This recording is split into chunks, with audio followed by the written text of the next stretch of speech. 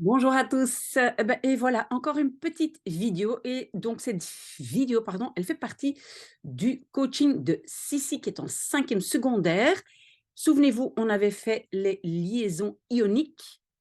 Et donc, maintenant, il y a un chapitre sur la liaison covalente.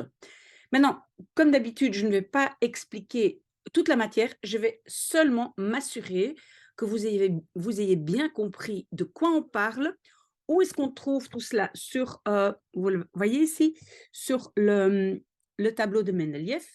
Mais je vois que quand je le montre et quand j'ai un écran, là, vous ne le voyez pas très bien. Bref, on verra si on peut se débrouiller. Alors, il s'agit de quoi? Donc, en fait, vous pouvez vous dire que la liaison ionique et la liaison covalente font un peu partie du même chapitre.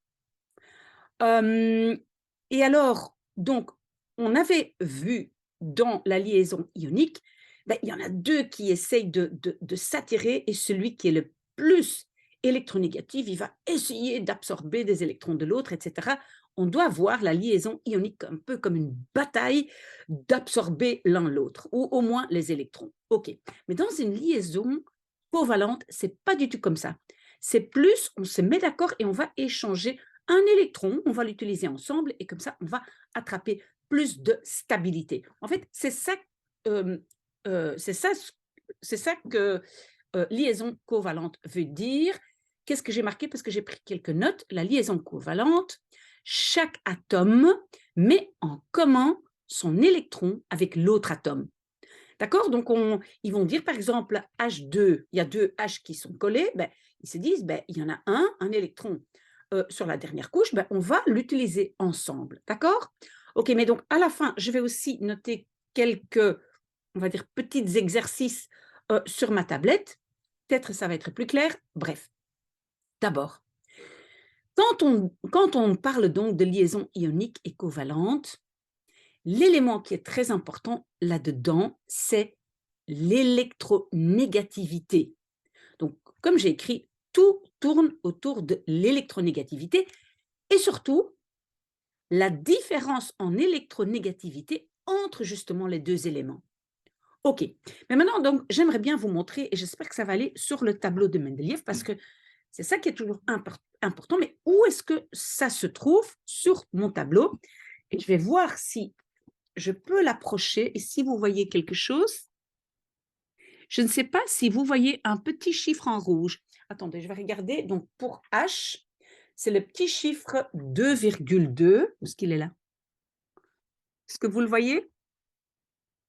Non, vous ne le voyez pas. Écoutez, je vais essayer de vous le décrire. Peut-être quand je le tiens comme ça. Oh là là, voilà, j'aurais dû enlever le filtre. Alors, regardez bien sur votre tableau.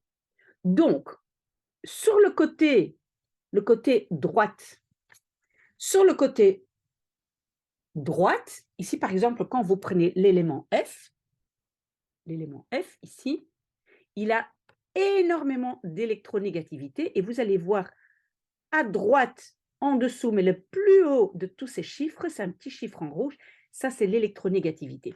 Si vous n'avez pas ce chiffre en rouge, je vais vous le dire par exemple, donc vous allez le chercher. Hein. Donc par exemple, l'élément H c'est 2,2, l'élément F c'est 4, l'élément O c'est 3,5. Donc vous voyez, donc c'est à droite, plutôt vers le bas, mais le chiffre qui est le plus haut à droite. OK, j'espère que vous l'avez trouvé. Sinon, vous me faites signe. OK. Et donc, la différence de ce chiffre entre les deux éléments va déterminer de quelle liaison il s'agit. D'accord? Donc, j'ai marqué ici où se trouve l'électronégativité dans le tableau de Mendeleïev. Chiffre rouge, s'il n'est pas rouge chez vous, essayez de le trouver. OK? Alors, c'est quoi en fait l'électronégativité? Et on voit par exemple, donc l'élément F, il a une très grande électronégativité. C'est quoi? En fait, c'est la tendance à donner ou capturer les électrons. Donc ceux qui sont très forts, l'élément F est très fort, a une grande électronégativité, il va essayer d'attraper des électrons des autres. OK, très bien. Alors, Si, si un élément est très électronégatif, comme par exemple l'élément F, alors il va plutôt capturer. Je vais le mettre en gras. Si maintenant on a un élément, et regardez dans votre tableau, première colonne en bas, francium 0,7, ça c'est pas beaucoup. Et donc, francium, je l'ai mis ici, Fr, il a tendance à donner de l'électronégativité. Alors, quand même, pour que vous le trouviez facilement, je peux dire que l'électronégativité de F est 4, voilà, ça c'est le chiffre que vous trouvez, et donc FR c'est 0,7. Donc, pour que vous le trouviez dans votre tableau, d'accord? OK. Donc, on sait maintenant s'ils ont beaucoup ou pas beaucoup. 4, c'est énorme. 0,7, c'est pas énorme. OK. Alors, maintenant, comme je vous ai dit, vous allez déterminer la différence, donc vous allez les soustraire. Par exemple, ici, si c'était F et FR, ce serait 4 moins 0,7. Mais donc, s'il y a une très grande différence entre les deux, entre l'électronégativité des deux, j'ai une liaison ionique. S'ils sont plutôt du même niveau, et on va mettre des chiffres dessus un instant, hein, s'ils sont plutôt du même niveau en électronégativité, ils vont partager un électron, ils vont l'échanger, et on parle d'une liaison covalente. Mais vous allez voir que dans les liaisons covalentes, il y a encore deux sortes. Et donc, pour que ce soit clair pour vous, j'ai fait ici une liste des 3 types de liaisons. Vous voyez, les types de liaisons. 1 et 2, ce sont des liaisons covalentes parfaites. OK. Donc, quand est-ce qu'on appelle une liaison covalente qui est parfaite? Quand l'électronégativité, oui, moi j'écris EN, j'espère que ça ne vous dérange pas, sinon vous me le dites. Donc, leur électronégativité est identique, ou au moins la différence n'est pas plus de 0,4. Ça, si j'étais vous, les 3 différences, moi, je les apprendrais par cœur. Vous voyez? Et donc, on va soustraire leur électronégativité. Et si ça se trouve entre 0 et 0,4, alors on a une liaison covalente parfaite. D'accord? Par exemple, si maintenant on a 2 H qui sont liés, donc H2, ce sont 2 H qui sont liés, ben H et H, ben forcément, ont la même électronégativité, donc ça sera une liaison covalente parfaite. OK? On a encore une autre liaison covalente qu'on appelle polarisée. Et donc, l'électronégativité est différente, mais n'est pas énorme. Donc, vous devez apprendre que la différence est entre 0,5 et 1,7. D'accord? Ça, vous devez apprendre par cœur. On met aussi, et là je vais vous montrer dans un petit exercice, on met aussi une flèche sur la liaison dans quelle direction elle va. Donc ça veut dire qui tire le plus. Parce qu'il y en a toujours un qui a plus d'électronégativité qui va tirer plus. D'accord? On dit aussi de cela, ils présentent un dipôle. Ça veut dire ils ont 2 pôles, un pôle positif et négatif. OK? Ça, je pense que probablement vous allez parler, de ça un peu plus tard dans votre cours, je pense. Et alors, la liaison ionique, là, c'est la grosse bataille, la guerre. Ils se battent terriblement parce qu'il y a une énorme différence en électronégativité. C'est entre 1,8 et donc le maximum. Donc tout ce qui est au-dessus de 1,8 ou au-dessus, on parle d'une liaison ionique. D'accord? Alors, j'ai aussi encore écrit, parce que donc on a 2 liaisons covalentes, une ionique, et j'ai aussi, parce que dans le cours de SISI, il y a aussi marqué la différence entre covalente et ionique. Donc, quand on a une liaison covalente, on parle aussi d'un composé covalent, pardon. Ces composés, donc ces molécules sont formées d'atomes électriquement neutres. Vous voyez, il n'y a pas de charge parce que, rappelez-vous, avec les liaisons ioniques, vous deviez mettre des moins et des plus, d'accord? Voilà, ici, les atomes sont électriquement neutres et ce sont des non-métaux. Vous vous rappelez? J'ai déjà expliqué avant où se trouvent les métaux. Les métaux, dans mon tableau, ce sont les mauves. Vous voyez, en dessous du petit escalier. Ça va? Mais ça, vous pouvez regarder sur votre tableau. Tout ça, vous devez très, très bien connaître, indiquer et régulièrement étudier votre tableau. Pas les éléments par cœur, mais OK, où se trouvent les métaux, les non-métaux, quels sont les éléments avec beaucoup d'électronégativité, etc. Tout ça, vous devez essayer d'étudier. OK. Et donc, les composés covalents, comme on avait dit, ont la même électronégativité ou pas une grande différence. D'accord? OK? Donc, c'était maximum une différence en électronégativité de 1,7. OK? Et puis, on a des composés ioniques. On a vu ça dans l'autre vidéo. Vous pouvez la re-regarder si vous voulez. Et donc, ça, c'est un assemblage d'ions. Donc, il y a des charges. Et c'est un métal et un non-métal. Regardez aussi dans votre tableau. Normalement, c'est indiqué. Moi, j'en ai un de couleur. Vous pouvez souvent les obtenir gratuitement des entreprises qui font une publicité. Donc, voilà.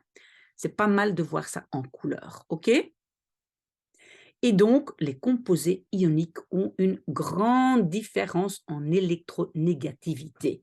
Et la différence est plus grande que 1,8. Plus grande ou égale à, donc peut-être on va dire plus grande que 1,7. Donc, c'est à partir de 1,8. D'accord?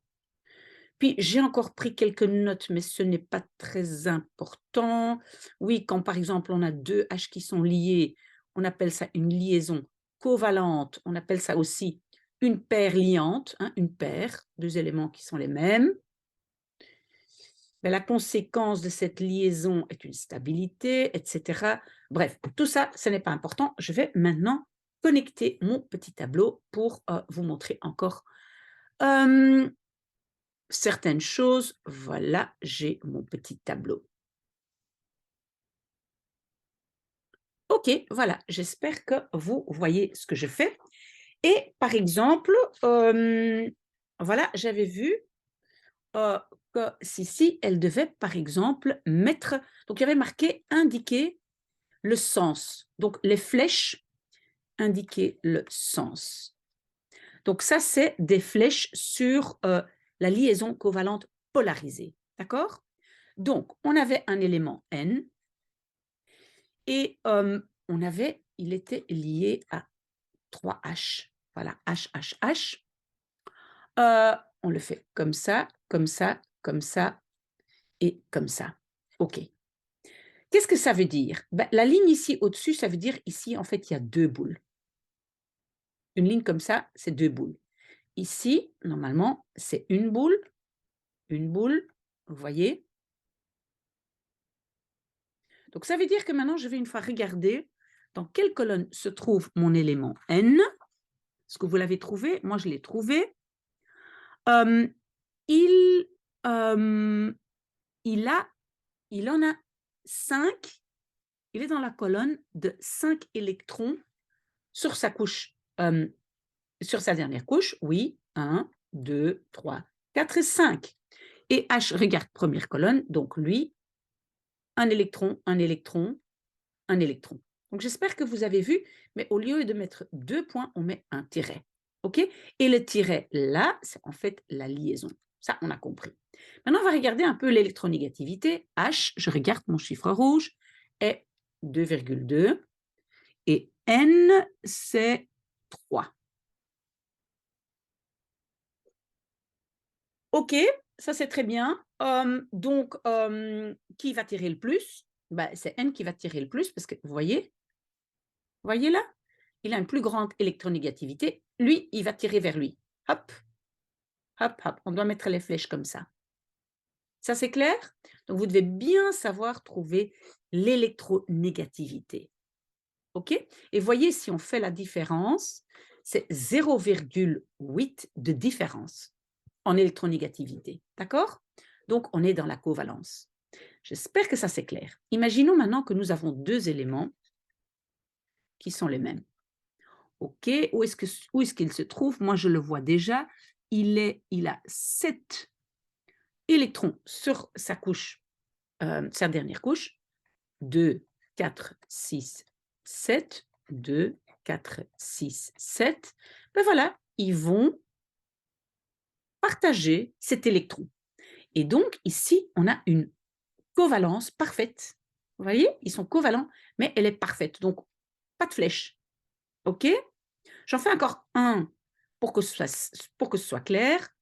Donc, qu'est-ce qu'on avait ici? Donc, le professeur avait dessiné un C, un Cl, Cl, H et encore un C.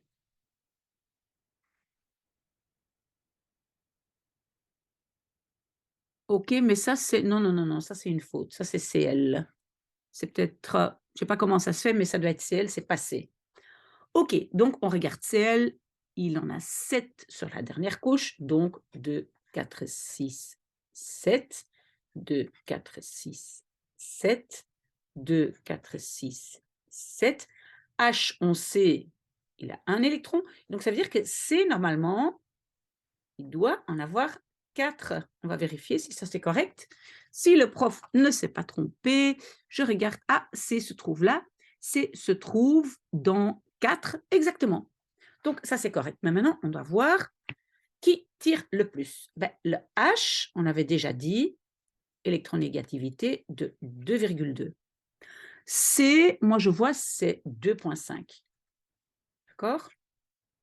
Cl, ça doit être plus, c'est 3. Voilà. OK. Alors, entre ces deux-là, qui va tirer le plus? Ben, le C. Donc, ma flèche, elle va être vers le C. C'est lui qui va tirer la couverture vers lui. D'accord? Alors, Cl, ben, là, c'est Cl qui va tirer parce qu'il a une plus grande électronégativité. Donc, flèche, flèche, flèche. Vous voyez? C'est Cl qui tire vers lui. Alors, la différence entre les deux, c'est 0,5. D'accord? Donc, on est encore dans la covalence. OK? Ben, j'espère que ça va aller. Donc, ce que je dessine, on appelle ça aussi la formule de Lewis. Et si, par exemple, votre professeur demande dessiner selon ou donner la formule de Lewis, par exemple, de H2S, OK, il y a deux H, donc j'ai le S au milieu, j'ai un H et j'ai un H. Et je sais déjà qu'à H, on dessine une petite boule, il a un électron. Et puis, je vais chercher S. S se trouve dans la colonne 6. Donc, lui, il en a 6. Donc, il a 2, 4, 5, 6. Oui, voilà, il a un H là et un H là. Et ça, c'est donc la formule de Lewis. Je pense que pour l'instant, voilà, c'est bon. Si vous avez déjà des questions, posez-les moi. Sinon, peut-être si Simon envoie des exercices ou voilà, envoyez-moi ce dont vous avez besoin. Mais ça, c'est donc la covalence, liaison convalente, il y en a deux, et une liaison ionique qu'on avait déjà vue. Voilà. Un très très bon dimanche à vous.